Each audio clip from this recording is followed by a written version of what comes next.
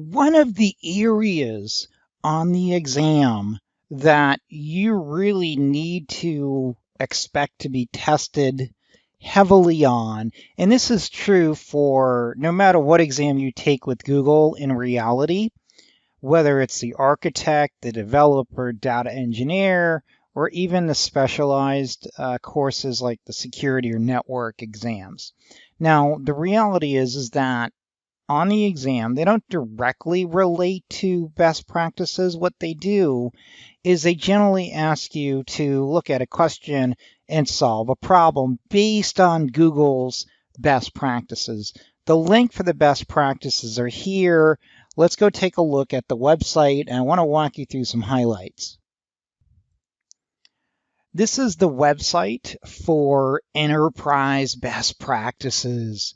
Now, what I would recommend before you take the exam, and this is true for this objective and any other objective that states best practices, it will likely reference this page here. This is really the only page for best practices from Google as far as cloud deployments, Google recommended best practices for enterprise customers. Now, there are also some side pages and also some white papers that have best practices in them, but this is really what you need for any Google exam.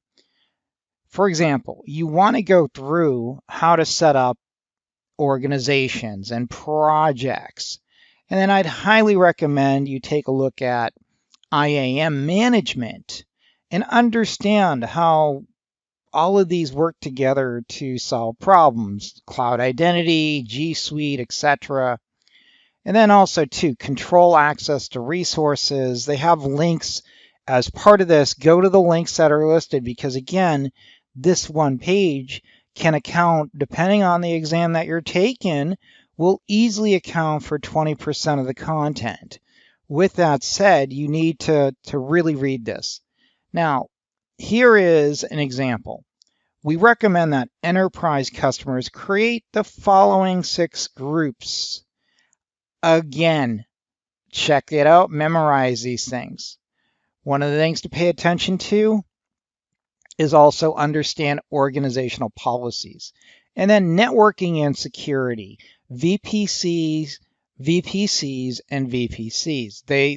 They really like to talk about VPCs and firewalls, etc. with it, but also too, a lot of the questions, and again, this is true for any exam, they really like to talk about, for example, if you have a VPC, you want to customize your IP address range, what would you do? How would you handle this? If you want to deploy in one region or multiple regions. So from a networking perspective, we absolutely need to know the minimum, which is on this page right here. Firewall rules, limit external access. One of the things that catches people is, again, through, for example, private Google access. If you're not familiar with that, read the link. But basically the goal, and again, on the exams, generally the way they approach the best practices is they give you a scenario and they ask you to solve that scenario. You need to go into the best practices, memorize these before you go to the exam, and it really should really enable you to really focus on the areas of the exam, like case studies, if that's applicable on the exam. For example, the developer exam, of course, has one case study. The architect has 3. The data engineer has a few as well. So what I'm trying to get at is they generally don't say what is Google's best practices. They like to roundabout in a way to make sure that you're designing or solving a problem based on their best practices. And again, I could easily spend an hour talking about this. I won't do that. I'm just going to move on.